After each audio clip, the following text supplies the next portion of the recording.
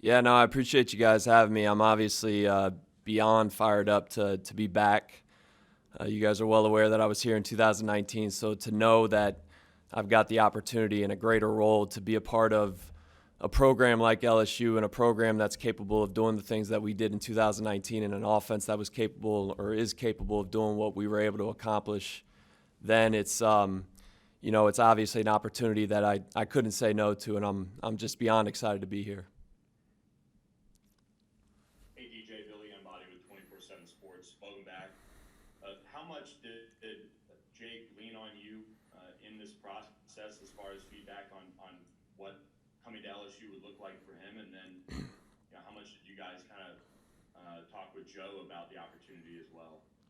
Yeah, well, obviously, I've got some insight there just being here in 2019, and I know Jake leaned on a lot of people. There's a lot of people that have been involved in this process, but there was communication between the two of us, and I had, as you can imagine, nothing but great things to say, about this place and this program and the people that are here. So, there was definitely conversation. I know between him and I, there was obviously conversation with Joe as well. So, I leaned on him as well, just thinking about different things going into it. But, yeah, there was constant communication throughout the process. Hey DJ, hey Brody Miller with the Athletic. I mean, you were obviously an OC at 28 years old, and maybe that didn't go to plan. But I guess what did you kind of learn from that 2 year experience, and kind of 3 years later to be here? Yeah, I think sometimes in a lot of cases you can learn from some of the hard times more than you can learn from the good times. And it's kind of crazy to look back and think on, maybe it didn't necessarily go as planned, but to walk into an opportunity where I was able to be a part of that at William and Mary. And obviously there was a lot of good that came from that experience. And then walk into LSU where you're part of one of the greatest, arguably the greatest offense that college football has ever seen in a 15-0 team, and to be able to see what it takes to be playing at that level as an offense and as a team, and then to go to the NFL and to be able to experience that at the highest level. There was just a lot that was learned in that time to see what it takes to be that good. So those were clearly the biggest takeaways for me that have prepared me for this opportunity and to be back here at LSU. Hey DJ, Jacques Doucet, WAFB TV here in Baton Rouge. Just curious, I guess none of us know what spring football's going to look like or what it's going to be, but how anxious and how excited are you and Jake to do some things in spring, and just, I guess in a broad sense, what do you want to accomplish in spring football? Yeah, no, I'm fired up. I mean, it's one day at a time here. Obviously, I'm looking to get on the field with these guys and get the ball rolling in that sense. But as Jake touched on, it's relationships. It's building those relationships with the staff and the players leading up to that. So, my focus is there right now and getting to know the players, because there's, even though I was here just, a little over a year ago or less than a year ago, there's still a lot of guys that were young or that we recruited that are now part of the roster that I'm looking forward to getting to know better, and learning and getting to know them from that aspect, so we can figure out what they're capable of on the field and putting them in position to succeed. Hey, DJ Brooks Cabina from The Advocate. I'm curious, from your time here as an analyst in Baton Rouge and then working with Joe Brady again, Carolina, now that you're the passing game coordinator here, what are the things that you're kind of taking from those past experiences now that you're in this role? And what do you feel like you get to do now that you're in this position? Yeah, I think what Joe and Steve were able to do in 2019 was maximize the talent that we had. The talent is always here at LSU. And I think with Joe and just observing it and being around it and being a part of it, that's the biggest thing, putting your players in position to succeed. Using the whole field from sideline to sideline, making all 11 defenders defend the field, and then putting your players in position to succeed, like I said, taking what the defense gives you, and maximizing the talent you have, keeping it simple, but applying pressure on the defense at the same time. So between that at LSU in 2019 and this year with the Panthers, I think that's the biggest takeaway for me, and that's what I look forward to doing with Jake and the rest of the staff and the offense that we have right now. Hey DJ, Michael Cobble from Channel 2 here in Baton Rouge. Good to see you back in the right stick. Lots of questions. I don't really know where to start, but the one that intrigues me the most is just William and Mary. I've seen that campus. I've been to Williamsburg. Just how were you all able to, I guess, get this ball rolling, take college football by storm last year, and now continue this evolution of where the offenses are kind of moving in college football? What was the genesis of all that? Yeah, well, I mean, if you look at William and Mary, Mike Tomlin, Sean McDermott, amongst others, it's got a pretty rich tradition of coaches out there that are doing really well.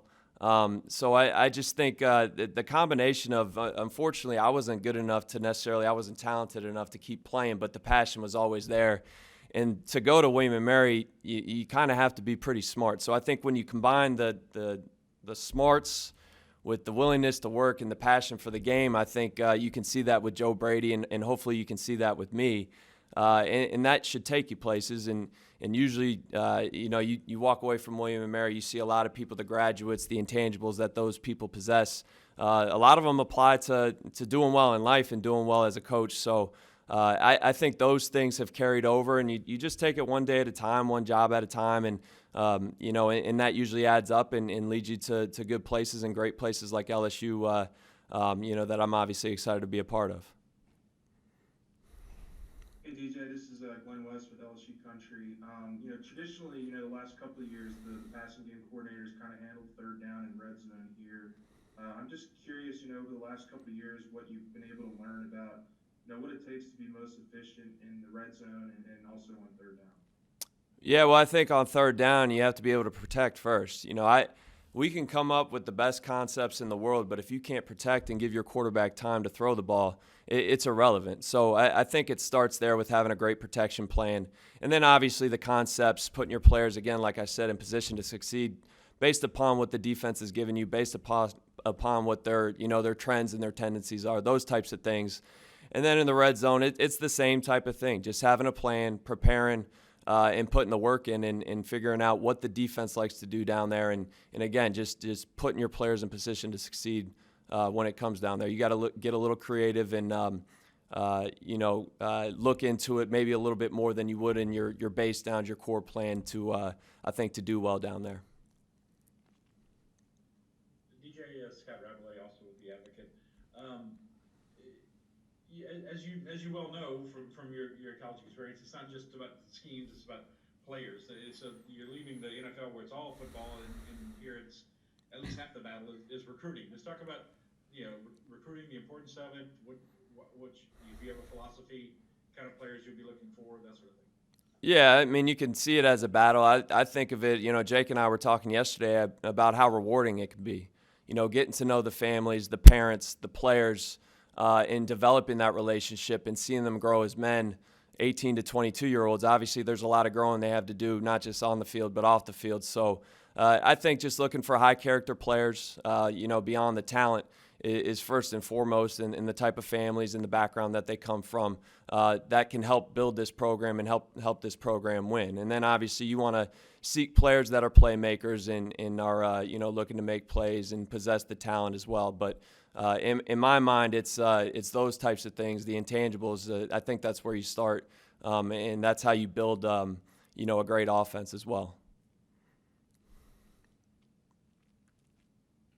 Hey, Coach, this is Shea Dixon with 24/7. Welcome back. Congrats. Appreciate it. I was curious. You had been in college for so long, obviously, that spending a year in the NFL. What's the kind of biggest thing you learned, whether it's for how you adjust coaching the players or how you adjust going about, being a coach and your weekly schedule? What kind of jumped out at you about Well, in the end? yeah, well, I think my time at William & Mary and obviously LSU prepared me pretty well. I mean, you're dealing with a lot of guys that you're coaching the type of talent that is going to be seen in the NFL. So really it wasn't as much of an adjustment on that end, coaching those types of players in the NFL. As we just talked about, the recruiting, class checks, those types of things, you obviously don't have to worry about at that level. But really I felt very prepared being in Carolina with the Panthers because of my time here at LSU.